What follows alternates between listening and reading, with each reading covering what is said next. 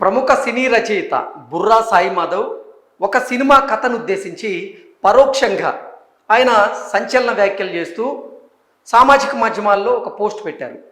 ఆ పోస్ట్ ఇప్పుడు విపరీతంగా చక్కర్లు కొడుతూ ఉంది. ఇంతకీ బుర్రా సాయి మాధవ్ ఏ సినిమా కథను ఉద్దేశించి ఆయన సంచలన వ్యాఖ్యలు చేశారు, ఆయన వ్యాఖ్యల వెనక ఆయన ఉద్దేశం ఏంటి, అసలు ఏం జరిగితే ఆయన ఆ పోస్ట్ చేయాల్సి వచ్చింది అనేది ఒకసారి మనం పూర్తి స్థాయిలో విశ్లేషణ చేసుకునేటువంటి ప్రయత్నం చేద్దాం. ప్రముఖ రైటర్ సాయి మాధవ్ బుర్రా సామాజిక మాధ్యమాల వేదికగా ఓ సినిమా కథ మీద పరోక్షంగా సంచలన కమెంట్స్ చేశారు.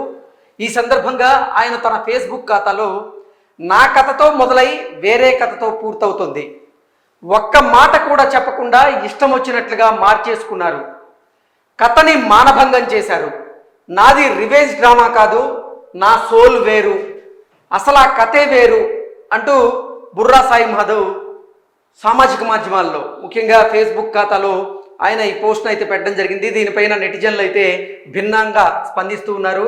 కొందరు రాసుకున్నటువంటి కథను తెరపైకి అలాగే తీసుకురావాలంటే అదృష్టం ఉండాలి అంటూ పోస్టులు పెడుతూ ఉంటే, మరికొంతమంది మాత్రం ఆ సినిమా రచయితే నిర్మాత కావాలి అంటూ ఆ పోస్ట్ కింద కమెంట్లు పెడుతూ ఉన్నారు. మొత్తానికి ఆయన పోస్ట్ ప్రస్తుతం సోషల్ మీడియాలో వైరల్ అవుతూ ఉంది. అయితే బుర్రా సాయి మాధవ్ పరోక్షంగా సంచలన వ్యాఖ్యలు చేసిన ఆ సినిమా కథ ఏదో కాదు, ఎస్ సరస్వతి అనేటువంటి సినిమా కథను ఉద్దేశించే పరోక్షంగా బుర్రా సాయి మాధవ్ ఇటువంటి వ్యాఖ్యలు చేసి ఉండొచ్చు అనేటువంటి చర్చ అయితే ఇప్పుడు జరుగుతోంది. నటి వరలక్ష్మి శరత్ కుమార్ ఆవిడ ఈ సినిమాలో నటిస్తూనే దర్శకురాలిగా కూడా బాధ్యతలు చేపట్టి మొదటిసారి దర్శకత్వ బాధ్యతలను ఆవిడ చేపట్టి ఈ ఎస్ సరస్వతి అనేటువంటి సినిమాను తెరకెక్కించారు. స్వతహాగా తమిళ నటి అయినటువంటి వరలక్ష్మి శరత్ కుమార్ ఈ మధ్యకాలంలో తెలుగులో ఎక్కువ సినిమాల్లో నటిస్తూ మంచి గుర్తింపునైతే తెచ్చుకున్నారు. ఎస్ సరస్వతి అనేటువంటి సినిమాను కూడా తెలుగులోనే ఆవిడ ప్రేక్షకుల ముందుకైతే తీసుకురావడం గమనార్హం. రిలీజ్కి ఒకరోజు ముందు సెన్సార్ అభ్యంతరాలతో ఎస్ సరస్వతిగా ఈ సినిమా ప్రేక్షకుల ముందుకు వచ్చింది.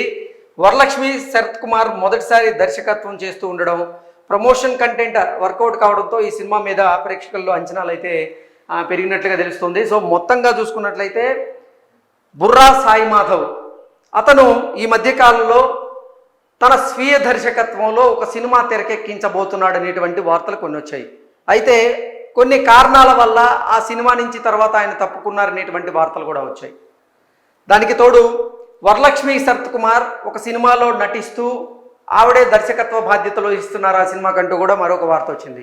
ఈ రెండింటికి లింక్ ఏంటి అంటే, తొలత బుర్రా సాయి మాధవ్ వరలక్ష్మి శరత్ కుమార్ నటించినటువంటి ఈ సినిమా ఏదైతే ఉందో ఆ సినిమాకి ఆయనే దర్శకత్వ బాధ్యతలు వహించారని, కొన్ని కారణాల వల్ల ఆ తర్వాత ఆయన దర్శకత్వ బాధ్యతలు వహించడం నుంచి తప్పుకున్నారని, ఆ తర్వాత వరలక్ష్మి శరత్ కుమార్ ఆ బాధ్యతలను స్వీకరించారని, సో ఆయన తప్పుకున్న తర్వాత ఆ కథని ఆ టీంకి ఇచ్చేశారని, కానీ ఆ టీం ఆ కథకి సంబంధించి ఇప్పటి వరకు అతనికి పేమెంట్ ఇవ్వలేదంటూ రకరకాల వార్తలు అయితే వచ్చాయి. వాటి మీద అటు సరస్వతి టీం కానీ ఇటు బుర్రా సాయి మాధవ్ కానీ ఎవరు స్పందించినటువంటి దాఖలాలు లేవు. మరి ఆ వార్తల్లో వాస్తవం ఉందా లేదా అనేది కూడా స్పష్టత లేదు. కాకపోతే బుర్రా సాయి మాధవ్ మాత్రం ఇటీవల కాలంలో తన ఫేస్బుక్ ఖాతా నుంచి ఒక పోస్ట్ పెట్టారు. అది కూడా ఒక సినిమాని, ఆ సినిమాకి సంబంధించినటువంటి కథను ఉద్దేశించి పరోక్షంగా ఆయన ఈ కమెంట్లు పెట్టారు. నా కథతో మొదలై వేరే కథతో పూర్తవుతుంది, ఒక్క మాట చెప్పకుండా ఇష్టం వచ్చినట్లుగా కథని మార్చేసుకున్నారు, కథని మానభంగం చేశారు, నాది రివెంజ్ డ్రామా కాదు, నా సోల్ వేరు, అసలు ఆ కథే వేరు అంటూ ఆయన రాసుకొచ్చారు. కానీ ఆయన రాసినటువంటి పోస్టులు మాత్రం ఎక్కడా ఆ సినిమాకి సంబంధించినటువంటి పేరును ప్రస్తావించినటువంటి దాఖలాలు లేవు.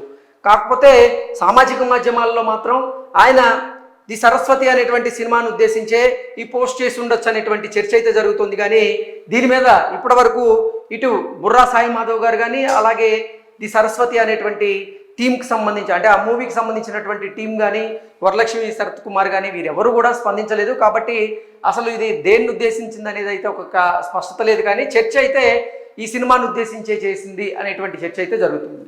Thank you so much.